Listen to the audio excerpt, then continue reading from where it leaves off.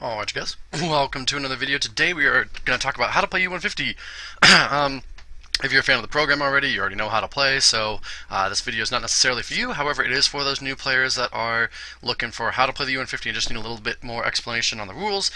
So if you're a fan of the program and you've already been here, share this with a friend so that they can learn how to play U150. If you're new, welcome. This is how you play U150. There's a lot of great content on this channel that'll help you out with how to play. For the official rules and rule set, please go to the official U150 Facebook page. They keep everything updated there.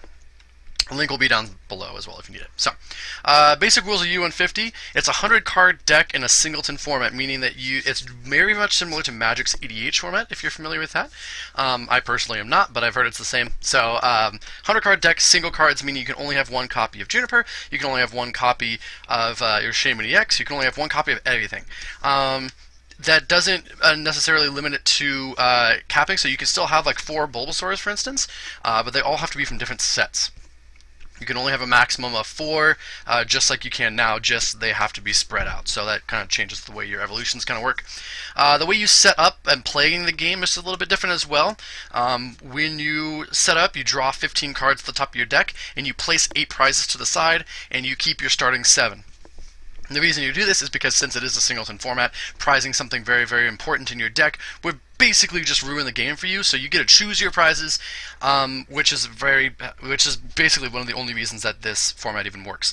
And then you're allowed 1 free mulligan. If you don't like your starting hand, you can mulligan free, no repercussions off that. And then your first turn rules, if you go first, so you place your Pokemon and then you flip, and you have to go based off the flip. So if you win the flip, you have to go first. If you go first, you can't play trainers, item supporters, stadiums, anything like that. You can attach and you can attack. If you go second, you can do anything. You can attach, attack, and everything. But on both players' first turns, attacks do 0 damage. That kind of just avoids donking, because if you went second, you could donk most all the time, just because of the way the format kind of works.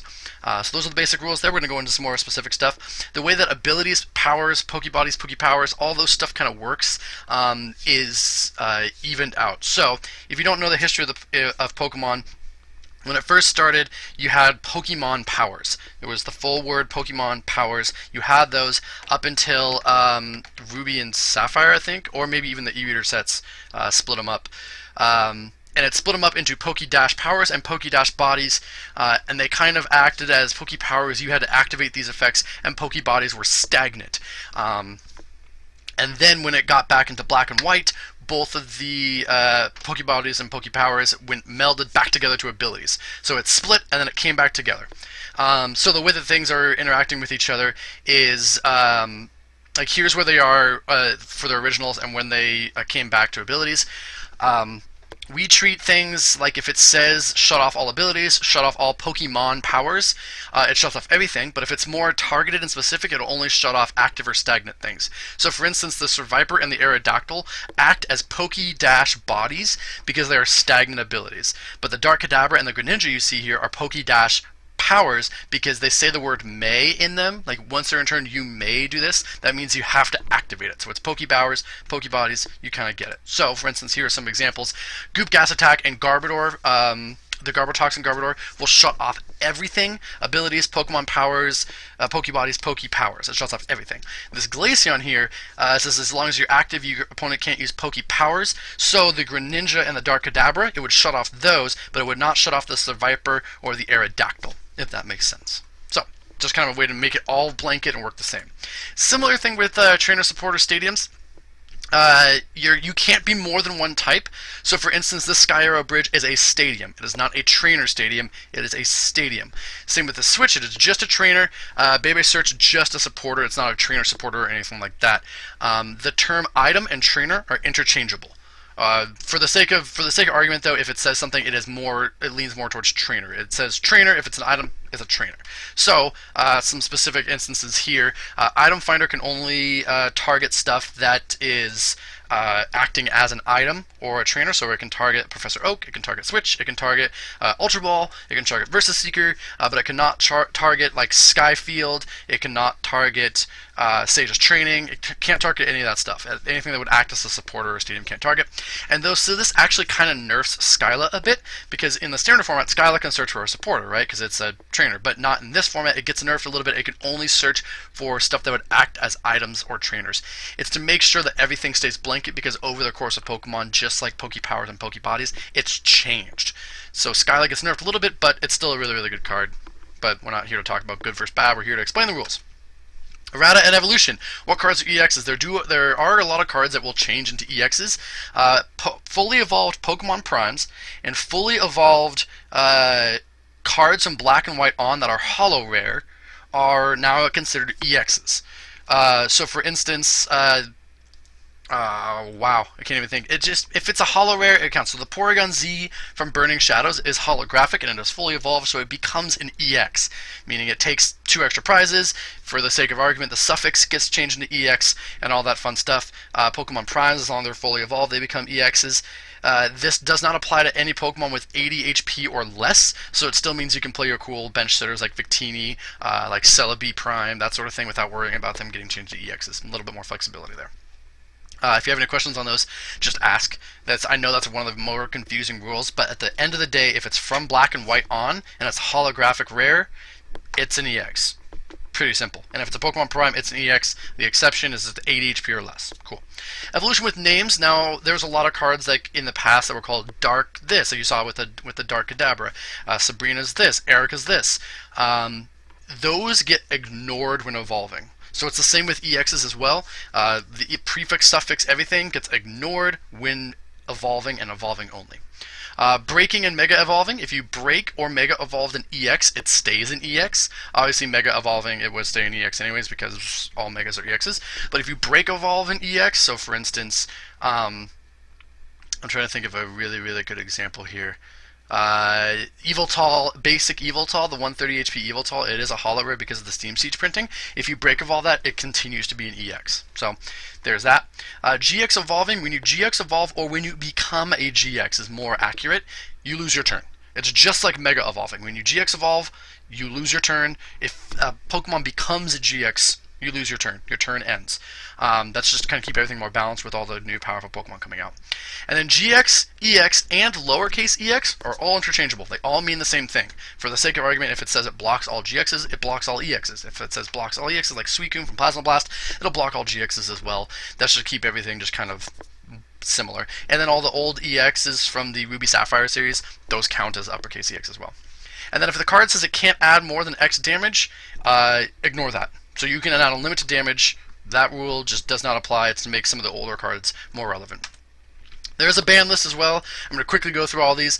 Anything with over 150 HP is banned. That's why it's called U150. It's not the amount of cards. It's for the fact that you get to play under 150 HP on basic Pokemon. So sorry, yeah, if it's an evolution, you can play it. Basic Pokemon. So this is going to eliminate all of your EXs and some of the newer cards that are getting a lot of HP, like that new Regigigas that's coming out soon. It will ban all of those. So no Darkrai EX, no Mewtwo EX, no any of that sort of stuff. So the Darkrai picture is just a blanket all 150, more than 150 HP banned. Muck from Fossils banned. Ignore all Pokemon powers other than toxic gases. It's super powerful on a non-EX Pokemon, no drawback. Just stop all powers is super good. Espeon as often as you like. You can turn an energy from your Pokemon to your hand. There's a lot of effects that are like when you attach an energy from your hand, activate this ability. Espeon would allow you to redo that with all the energy rainer effects, so that's banned. Dusknoir, Dark Palm. If your opponent has 4 or more, you can choose one of them and shuffle it back into the deck. It's really, really powerful for controlling your opponent's bench. There's stuff like Sudowoodo and Ditto, but your opponent chooses. So Dusknoir is banned for that reason. Telepath Gardevoir allows you to play that second supporter out of your opponent's discard pile. Really good to have out as a bench sitter. Personally, I don't think it should be banned, but hey, this is not an opinion video, but I'm going to throw my 2 cents in when I can. Fortress is banned whenever you attach an energy. Flip a coin of heads, 2 damage counters on each Pokemon. That allows for just like sweeping, like with energy rainer effects, you could just like Fortress kill your opponent's entire board. A little bit unfair. Mespirit, when you bench it, your opponent can't use Poke Powers. You could loop that over and over again. This format's all really, really about hex looping, like playing the supporter card Hex Maniac over and over again. And Mespirit was just a way easier way of doing that, so that's why that's banned. Seeker's banned because it allowed for like some Donk combos. some really control-y combos and annoying combos, so Seeker was banned for that reason. Shuckle, whenever you attach an energy, draw a card. With energy winners, you could just basically draw your entire deck and just do whatever you wanted to. That's why that's banned. Sableye, pains my heart that it's banned. As you all know, that my love for Sableye never dies. Junk Hunt's just a little bit too powerful as a starter to just get back both your Item Finder and Junk Arm, like, and to go off next turn. Miltank, Powerful Friends. It's kind of a weird one to see banned, but the 80 damage for 1 energy. This format is very dominated by stage 1, stage 2s, so Powerful Friends really does a lot. It can be just teched into anything, and you can just keep using your Miltank over and over again and not really having to do much on your bench. Like, you could build Miltank plus like stage 2 bench sitters. Like, you didn't have to, it's not even a tech, you could just build it as an attacker. It was just a little too good. Trevenant, the item lock, the passive item lock and the active, way too good, especially with the break in the game. Even though it's an EX, passive item lock too good. Same with passive ability lock in the form of Wobbuffet, similar to Muck, just having it in the active to shut off your opponent is way too good. Entei is kind of a weird one to see banned from AOR, but you could basically tech in a Blacksmith and 2 Fire Energies to every deck, and you could just keep using Entei over and over again. It is a non-EX, so that's one of the reasons it was banned. Same with Greninja, Greninja Break. Greninja is a non-EX, and Greninja Break just being able to snipe 60 whenever you wanted to. This, and ability lock your opponent through Shadow Stitching, it actually just became way too good and way too dominant, so it was just an archetype that was banned out. And then your last two here, or your last couple, sorry. Garbodor, the new Garbodor from GRI Trashlands, non-EX Pokemon for 1 energy to just shot your opponent's entire deck, way too good. And then all Spirit Links are banned, so if you remember back to the GX, EX ruling, basically all Mega Evolutions are the same as GXs. Whenever you evolve them, you lose your turn. So Spirit Links, all Spirit Links are banned. Moving on to the restricted list, there is this kind of random side list between Alakazam and Reuniclus. The cards on the left there, the Porygon, the Mismagius, you can't play any of those cards in combination with an Alakazam or a Reuniclus. These are all of your unlimited heal combos. For instance, like Lopunny with Broken Time Space, you could bench Lopunny, move all the damage, big jump it back to your hand, bench it again, move the damage, big jump it back to your hand, and you would just unlimited heal. So that's why you have all of these cards banned in combination with Damage Swap. Then there's this thing called the Elite Four. These are 4 cards when you activate their effect, so when you play them, they go straight to the Lost Zone. That's so the reason is these cards weren't banned because they weren't too broken to be banned straight out, but when you play them, it is this game-changing effect where they go to the Lost Zone. Energy Removal and Super Energy Removal aren't broken cards in their own right, but if they weren't Elite Four cards, being able to use them 4 or 5 times in a turn would have been too busted. So these cards, when they get played, they go straight to the Lost Zone. And then the last thing I will talk about is specific card rulings. It's the last thing in this thing, and you are all caught up. Arceus, if it says you can have as many of this card in your deck as you'd like, you can have as many cards as you like. It's the one thing that breaks the rule there. Maxie's Hidden Ball Trick and Archie's Ace in the Hole can only target basic Pokemon. I personally think this is a really stupid rule, but hey, that's just me. But you only can target basic. The Slowking from Neo Genesis works as it was originally intended to, where it can only work if it's in the active. So you can still play the card, it's no longer banned in this format. Same with Trump Card, if you didn't know, no longer banned. The ban list is the one up top. So whenever Slowking is in the active, it evolves. And then there's a lot of cool things with Mysterious Fossil.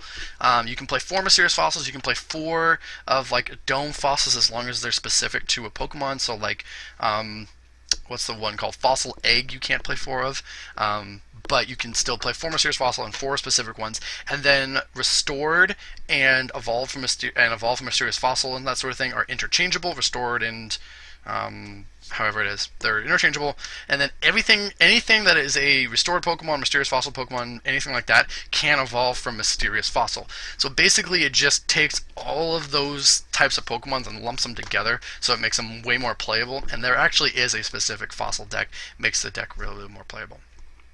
So that about does it. If you have any questions on U150, please let me know. I hope this video wasn't too long for you new people. And for you old people, hey, I hope it was entertaining, but, you know, what can I do? Thanks for watching, guys. Hope you had a great rest of your day.